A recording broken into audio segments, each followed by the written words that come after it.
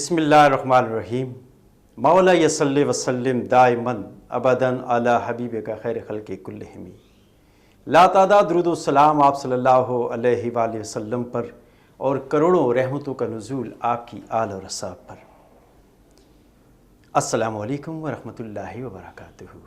آپ کا میزبان Zubair Alvi Face News T V پر مقالات حکمت کے ساتھ حاضر خدمت ہے۔ اللہم صلی علی محمد وعلی آل محمد کما صلیت علی ابراہیم وعلی آل ابراہیم انک حمید مجید۔ اللہم بارک علی محمد وعلی آل محمد کما بارکت علی ابراہیم وعلی آل ابراہیم انک حمید مجید۔ اللہم صلی علی سیدنا محمد وآلہ وإطراتہ بعداد کل معلوم لک استغفر اللہ الذی لا الہ الا هو الحی القیوم وتوب علیہ یا حی یا قیوم برحمت استغیث۔ ناظرین، اللہ تبارک و تعالیٰ نے انسان کو اس دنیا میں بھیجا، اس کے پیچھے کوئی نہ کوئی مقصد کار فرما تھا۔ اللہ تعالیٰ نے اس انسانیت کو خلق کیا، اس پوری کائنات کو خلق کیا، اس کا کوئی نہ کوئی ریزن ہے۔ ہمارے نبی کریم صلی اللہ علیہ وآلہ وسلم روح فدا ہمارے آقا صلی اللہ علیہ وآلہ وسلم اس دنیا میں تشریف لائے انسانیت کی بھلائی کے لیے۔ اللہ کا جو میسج ہے، اللہ کا جو پیغام ہے، وہ دنیا تک پہنچانے کے لیے تشریف لائے۔ آپ صلی اللہ علیہ وآلہ وسلم نے اپنے آخری خطبہ حجۃ الوداع میں، جہاں پر 1,24,000 صحابہ موجود تھے یا اس سے بڑھ کر، یہاں تک علماء فرماتے ہیں کہ 1,40,000 تک صحابہ کرام موجود تھے، آپ صلی اللہ علیہ وآلہ وسلم نے ارشاد فرمایا کہ آج کے دن یہ دین تم پر مکمل ہو چکا ہے۔ اب اس دین کی اشاعت کرنا، اس کی تبلیغ کرنا، دوسروں تک پہنچانا، یہ تمہاری ذمہ داری ہے۔ چنانچہ تمام صحابہ اس دین کو لے کر دنیا میں پھیل گئے، دنیا کو بتانے کے لیے، انسانیت کو بتانے کے لیے کہ اللہ کا آخری فرمان کیا ہے، اللہ تعالیٰ نے انسان کو اس دنیا میں کیوں بھیجا ہے۔ صحابہ کرام اپنے گھروں کو چھوڑ کر، اپنے بیوی بچوں کو چھوڑ کر، اپنے مال و متاع کو چھوڑ کر دنیا میں پھیل گئے۔ تو آج جب یہ دیکھیں کہ صحابہ کی قبریں کسی کی چائنا میں ہے، کسی کی فرانس میں ہے، کسی کی پاکستان میں ہے، دنیا کے کونے کونے پہ صحابہ پھیل گئے۔ کیا انہیں اپنی اولاد سے پیار نہیں تھا؟ کیا انہیں اپنے گھروں سے پیار نہیں تھا؟ کیا انہیں اپنے مال و متاع کی، ان کو یہ نہیں علم تھا کہ ہمارا مال و متاع ضائع ہو جائے گا؟ اس کی فکر نہیں تھی انہیں؟ نہیں، انہیں اس کا علم تھا، لیکن ان کا جو مقصد جو تھا، جو ہمارے آقا روح فدا صلی اللہ علیہ وآلہ وسلم نے انہیں بتایا، جس کی خاطر آپ صلی اللہ علیہ وآلہ وسلم نے تکلیفیں برداشت کی، اپنی زندگی میں تبلیغ دین کا کام سب سے زیادہ آپ نے انجام دیا۔ آپ صلی اللہ علیہ وآلہ وسلم نے ہر موقع پر نور ہدایت کی کرنیں بکھیر دیں۔ اس وقت کے لوگ اپنی جہالت میں انتہا کو پہنچ چکے تھے، معاشرہ پورے کا پورا بگڑ چکا تھا۔ آپ صلی اللہ علیہ وآلہ وسلم نے نہایت جاں فشانی کے ساتھ تبلیغ کا کام کیا، اور اس مقدس کام میں آپ صلی اللہ علیہ وآلہ وسلم کو مشکلات پیش آئیں، مصائب کے پہاڑوں کا ان پر انبار ڈال دیا گیا اور انہیں لہو لہان کر دیا گیا۔ آپ پر لہو لہان ہونا پڑا، سنگ باری برداشت کرنی پڑی، طعن و تشنیع اور دشنام افرازی کے تیر سہنا پڑے، یہاں تک کہ آپ صلی اللہ علیہ وآلہ وسلم کو قتل کرنے کا منصوبہ بھی بنایا گیا، نعوذ باللہ۔ آپ صلی اللہ علیہ وآلہ وسلم کو ان کور باطنوں نے، ان کور باطن انسانوں کے ظلم و ستم کے باعث ہجرت کرنا پڑی، یعنی گھر بار چھوڑنا پڑا۔ صحابہ نے گھر بار چھوڑا، کیوں چھوڑا؟ کہ ان کے آقا نے چھوڑا تھا۔ اپنا وطن، اپنا آرام، اپنی سہولت کو خیر آباد کہہ دیا۔ مقصد صرف یہ تھا کہ تبلیغ کا کام مکمل ہو سکے۔ آپ صلی اللہ علیہ وآلہ وسلم نے مدینہ منورہ کا قصد فرمایا۔ یہ تھا تبلیغ کا کام، یہ تھا اللہ کا پیغام دنیا تک پہنچانا۔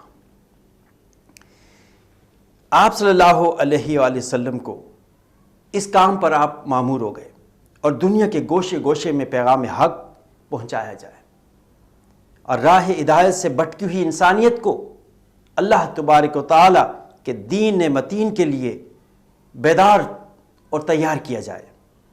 یہی دین سرمدی ہے اور اسی میں انسانیت کی نجات ہے۔ چنانچہ حضور صلی اللہ علیہ وآلہ وسلم، آپ کی مقدس جماعت کی چلائی ہوئی تحریک قیامت تک اس پاکیزہ مشن کے لیے ہمیشہ رواں تواں رہے گی اور جاری و ساری رہے گی۔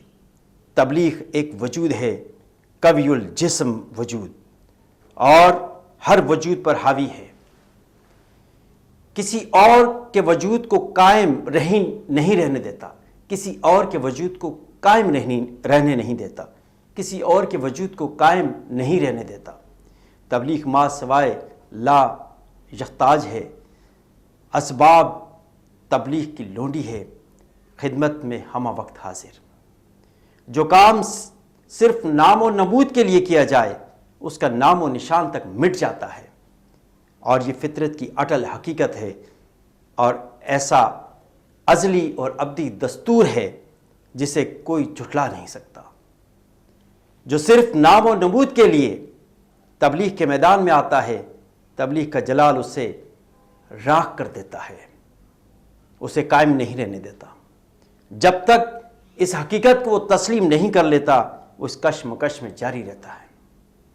بندہ جب کسی تعمیری اور ضروری کام میں مصروف ہو، کسی علیحدہ حجرے میں بالکل نہ رہے، یعنی کہ فرمایا کہ آپ کسی الگ جگہ پر بیٹھ کر آپ تہجد گزاری میں مت لگ جائیں، صرف اپنی عبادت میں مت لگ جائیں، اور نہ اس کا دل غیر ضروری خیالات کا مرکز بن جائے، سارا دن بیٹھے بیٹھے فضول خیالات میں مشغول نہ ہو۔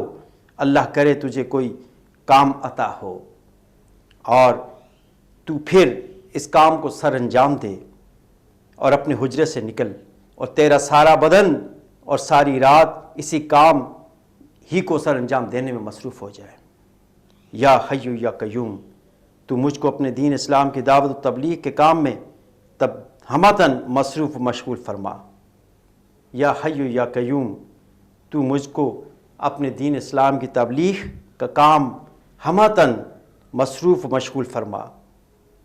کام زندگی کے حاصل ہے، یا حی یا قیوم۔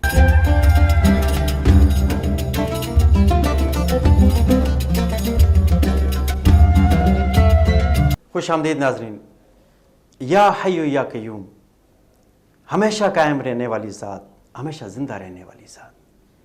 ناظرین، ہم بات کر رہے ہیں ان مقالات کی، ان مقالات حکمت کی جو ایک اٹل حقیقت ہے، جن کی اویئرنیس، جن کا نالج دور جدید میں ہر آدمی کو، ہر انسان کو ہونا چاہیے، ہر گھر میں یہ پیغام پہنچنا چاہیے۔ جس طرح کہ ابو انیس صوفی برکت علی لدھیانوی رحمۃ اللہ علیہ نے فرمایا نا کہ آپ کے ذمہ جو کام لگایا ہے یہ نہیں ہے کہ آپ اپنے حجرے میں بند ہو جائیں، آپ اپنے گھر میں بیٹھ جائیں۔ آپ صلی اللہ علیہ وآلہ وسلم نے فرمایا بلغ انی ولو آیا، اگر تمہیں ایک آیت بھی یاد ہے، دین کے بارے میں ایک لفظ بھی تمہیں آتا ہے، قرآن کی ایک آیت بھی تمہیں یاد ہے، تو دوسروں تک پہنچا دو۔